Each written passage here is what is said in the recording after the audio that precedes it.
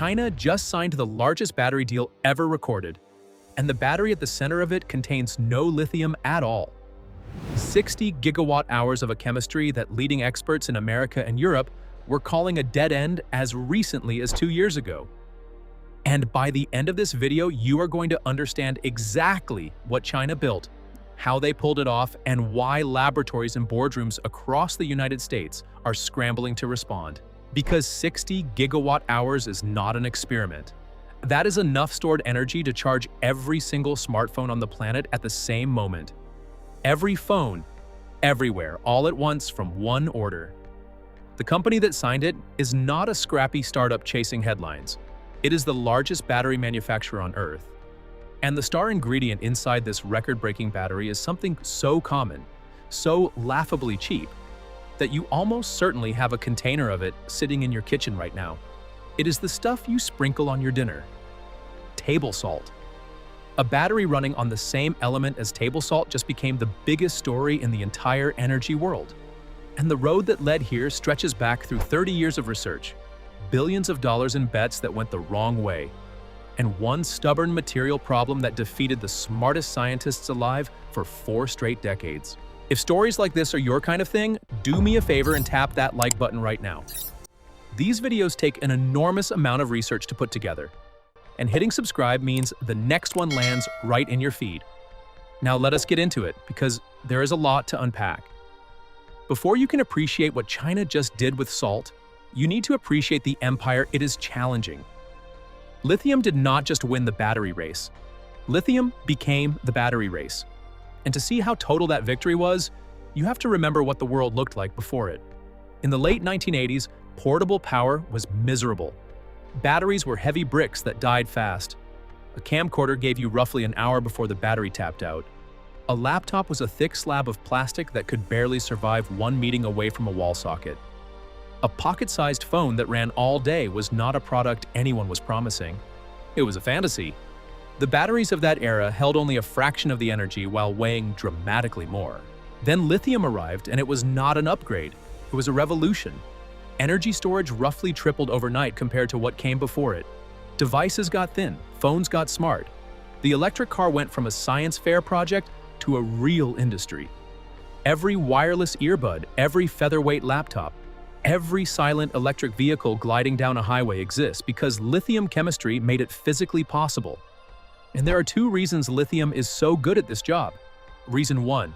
Lithium atoms are among the tiniest and lightest of any element you can build a battery around. When your particles are that small and that light, you can cram staggering numbers of them into a tiny space, and more particles per kilogram means more energy per kilogram. Reason 2. Lithium has an unusually powerful natural urge to drive electricity around a circuit. Stack those 2 properties together, and you get a chemistry that for 3 full decades, nothing on the periodic table could seriously touch. So the entire world doubled down. Gigantic factories went up. Billions upon billions of dollars poured in. Armies of researchers spent entire careers polishing the same basic chemistry year after year after year. And somewhere in the middle of all that success, the industry quietly stopped glancing sideways. Nobody was seriously funding alternatives anymore. Nobody was questioning the foundation everything stood on. When a technology performs that well for that long, an entire industry can forget how to ask whether something better exists. And history tells us that is precisely the moment the foundation starts to crack. The first crack that the whole world saw came in 2016, when Samsung launched a flagship phone called the Galaxy Note 7. Critics loved it. Pre-orders came flooding in. And then, within a few short weeks, these phones started bursting into flames. In people's pockets, on airplane seats, on nightstands while their owners were asleep a few feet away. Airlines banned the device from flights entirely.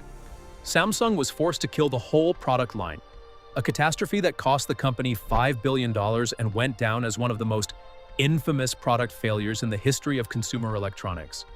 The public pointed the finger at Samsung, and yes, Samsung made genuine engineering mistakes with that specific battery design. But here is the part the headlines almost completely skipped over. The danger was never exclusive to that one phone. The exact same danger sleeps inside every lithium battery that has ever been manufactured. The liquid inside a lithium cell, the stuff that ferries energy back and forth between the two ends, is built from genuinely flammable materials. Overheat the cell, puncture it, or push charge into it too aggressively, and that liquid can catch fire. And once a single cell ignites, the heat pouring off it cooks the cells packed in beside it. Those cells ignite and cook their neighbors. It cascades like a chain of dominoes falling inside a sealed box, each cell triggering the next one faster than any cooling system can possibly react. Engineers have a polite technical term for this. Everybody else just calls it a disaster. And do not assume modern engineering has quietly solved this. As of 2026, lithium battery fires have passed electrical fires to become the #1 cause of fatal fires in New York City. Not a statistic pulled from ancient history. The present-day reality of one of the most advanced cities on Earth. Then there is the cold. And this problem cuts deeper than most people ever realize. When the temperature falls below freezing, the charged particles inside a lithium cell stop flowing smoothly and begin plating themselves onto the interior surfaces of the cell as microscopic, jagged, needle-like metal spikes. Every single charge cycle in the cold grows those spikes a tiny bit longer. If they ever stretch far enough to bridge the two ends of the battery, you get a short circuit. A short circuit produces heat instantly. And heat inside a lithium battery, as we just established, only ever travels in one direction. But even in the cases where those spikes never grow long enough to cause a short, the cold still punishes performance brutally. Right around the freezing point, a typical lithium battery gives up somewhere between 20 and 40% of its range. Nothing broke. Nothing failed. The air outside simply got cold. For a driver in Canada, in Norway, in the north of China, that can mean waking up on a winter morning to discover more than 100 kilometers of range has simply evaporated, on exactly the kind of morning when every kilometer counts. None of this was secret. Engineers had been documenting these weaknesses for decades. They responded with smarter cooling systems and cleverer management software, but the chemistry underneath never changed. And the reason it never changed leads us to a vulnerability that had nothing to do with science and everything to do with money. Between 2020 and 2022, the price of the key lithium raw material multiplied by a factor of 8, not 8% higher, 8 times higher in just 2 years. Then, in 2023, the market whipped around and prices crashed more than 70% in a single year. The world had constructed the entire foundation of its clean energy future on top of a commodity that traded like a meme stock.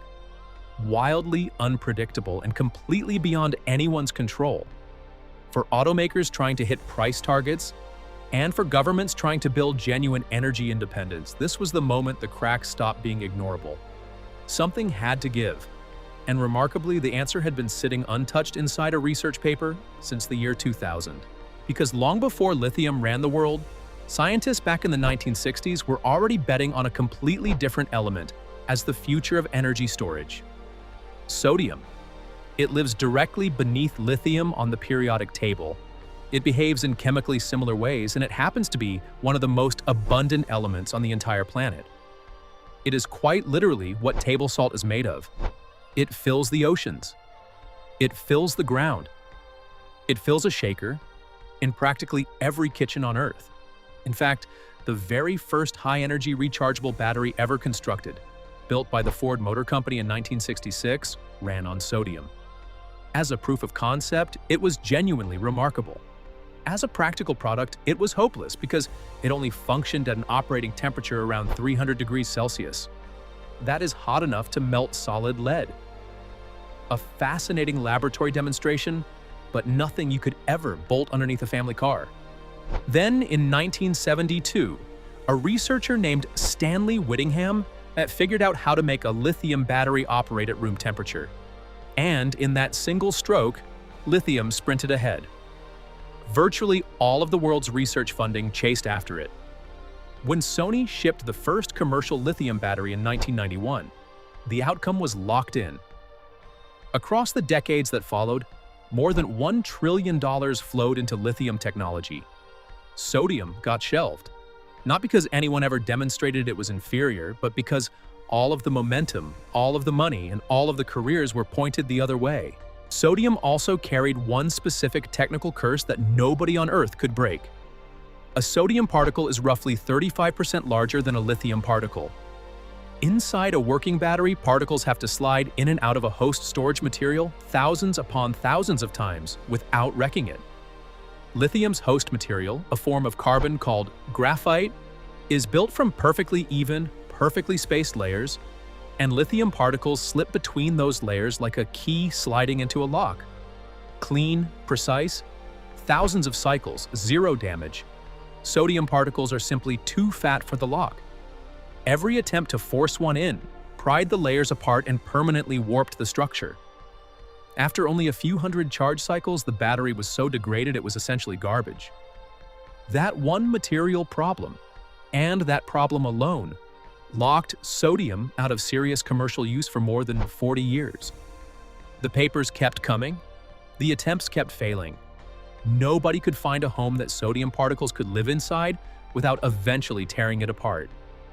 Until a research team in Canada tripped over something nobody expected and quietly bent the future of the entire industry. In the year 2000, those researchers identified a form of carbon that behaves nothing like graphite. If you zoomed down to the atomic scale, ordinary graphite looks like a flawlessly stacked deck of playing cards. Every layer parallel, evenly spaced, perfectly ordered, and far too tight for a sodium particle to enter without destroying it. This new material, called hard carbon, is the polar opposite. You create it by taking organic matter, plant waste, agricultural leftovers, even simple glucose, and roasting it between 1,000 and 1,400 degrees Celsius inside a sealed chamber with zero oxygen. The carbon atoms that emerge are locked into a permanently chaotic arrangement, irregular gaps, little pockets of every different size. No tidy stacking, no orderly layers. Just a dense, messy internal landscape absolutely full of spaces, roomy enough for sodium particles to settle into comfortably, cycle after cycle, without breaking anything. For the first time in 4 decades, sodium finally had a material it could actually live inside. The problem that had humiliated the world's best researchers had a real answer, but a lab discovery and a mass-produced product are separated by an ocean. Hard carbon is porous, and the very chaos that makes it work also makes it drink moisture out of the air like a sponge. Let even a trace of water sneak inside a battery cell, and it reacts with the liquid electrolyte, producing gases that slowly rot the cell from the inside out. In a laboratory with careful hands, you can manage that. On a production line stamping out millions of cells for cars and power grids, it was a problem that had to be crushed completely. This is where CATL stepped in a way that no other company on the planet was willing to match. CATL, the biggest battery maker in the world, committed roughly $1.5 billion over 10 years to dragging hard carbon out of the research journals and into reliable mass production. For a chemistry that most of the industry still treated as an academic curiosity, that level of commitment was almost unheard of. Their first major breakthrough attacked the moisture problem at its root. They re-engineered the surface chemistry of the hard carbon itself, replacing the parts of the material that naturally grab and hold water with compounds that actively push water away. Their second breakthrough is the one that sounds like science fiction. They developed a manufacturing method that controls the size of those tiny internal pockets with precision down to the scale of a single atom. Make the pockets too small and sodium particles cannot get in efficiently enough to store useful energy. Make them too big, and you are throwing away space that could be holding charge. Nailing that balance and nailing it identically across a product built at colossal scale consumed years of engineering and a mountain of money that almost nobody else was prepared to spend. The payoff is a battery called the Naxtra, and the numbers it puts up have stunned even the people who watched it being developed. In a real production vehicle, the Naxtra delivers over 500 kilometers of driving range on one charge, and it takes on an 80% charge in just 15 minutes. These are not projections from a climate-controlled lab. These are the working figures of a battery already rolling off production lines and into the real world. The lifespan rewrites the rulebook entirely. The Naxtra survives more than 10,000 full charge and discharge cycles before meaningful degradation even begins. That is roughly triple the life of the lithium iron phosphate cells it competes with most directly. Charge it every single day without ever skipping one, and it would still be performing reliably after 27 years. Then comes the cold, and this is where sodium does something lithium physically cannot copy. The liquid inside the Naxtra stays fluid down to minus 58 degrees Celsius. At minus 40, this battery is still holding 90% of its full capacity. Put a lithium battery in that same air and it is barely alive, coughing away a third or more of its range purely because of the temperature. For an electric vehicle owner in a northern climate, that is not an incremental improvement. That is the difference between a car that carries you through winter and a car that abandons you on the coldest morning of the year. And then there is the price, which might be the single number that changes everything. CATL is producing sodium-ion cells for around $19 per kilowatt hour. Comparable lithium-ion cells run between $55 and $70 per kilowatt hour. That is not a discount.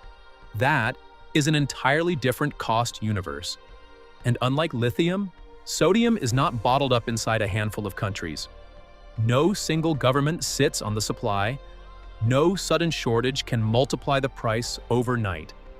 For carmakers desperate to build electric vehicles that ordinary families can afford, and for governments in America and everywhere else trying to build energy infrastructure that is not held hostage by commodity markets, that stability is worth every bit as much as the low price itself. Which brings us to the question everyone eventually asks. Is this the end of lithium? The honest answer is far more interesting than a yes or a no. Sodium carries one limitation: it will probably never fully escape. And it comes straight from physics. Because sodium particles are bigger and heavier than lithium particles, there is a hard ceiling on how much energy you can squeeze into a given weight.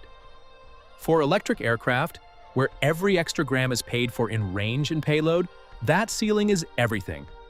For phones and laptops, where the battery must vanish into a device with no spare millimeter, lithium will remain king for years to come. What CATL is actually constructing is not a war where one chemistry destroys the other. It is a partnership, with each chemistry deployed exactly where it dominates. They have already built an electric vehicle battery pack split into two distinct zones, one filled with sodium cells and one with lithium, governed by software juggling both in real time. On a freezing morning, when the lithium cells are struggling, the sodium zone shoulders the load. On a long summer highway run, where maximum range is everything, lithium takes over. Neither chemistry gets pushed beyond its strengths, and the car outperforms what either could achieve alone. Now circle back to where we started. That 60 gigawatt-hour order that shattered every record.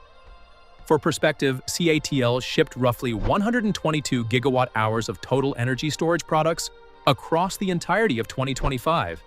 This single sodium order equals about half of that entire year's output for a technology that was not even in commercial production 12 months before the contract was signed. The confidence packed into that one number is genuinely hard to process. And buried underneath all of it is a lesson worth sitting with. The hard carbon science that made this battery possible was published in the year 2000. It sat in academic journals for over 2 decades while the world looked elsewhere. Serious money did not stampede towards sodium until 2022, which is almost exactly when lithium prices exploded, then collapsed, and the fragility of the whole supply chain became impossible to talk around. Lithium's flaws were never hidden. The fire risk, the winter weakness, the concentrated supply, all of it sat in the open literature for decades. But when a dominant technology delivers results that are good enough, and the profits keep rolling, entire industries develop a powerful habit of not looking too hard for something better. Change needs a reason, and the reason has to be louder than the comfort of standing still. The sodium-ion battery did not appear out of thin air. It waited in labs and research papers for more than 20 years for the conditions that would finally force the world to pay attention. And those conditions arrived because lithium created them, by becoming too expensive, too volatile, and too concentrated to keep ignoring the alternative that had been sitting one row down on the periodic table the entire time. The future of energy was hiding in your salt shaker all along. If this video handed you something new to think about, that like button is sitting right there, and it helps this channel more than most people realize. Subscribe and switch on notifications so you catch the next one the moment it drops. And here is my question for you. If a sodium-powered electric car cost half the price of a lithium one and handled winter better, would you make the switch? Tell me in the comments below. We will see you in the next one.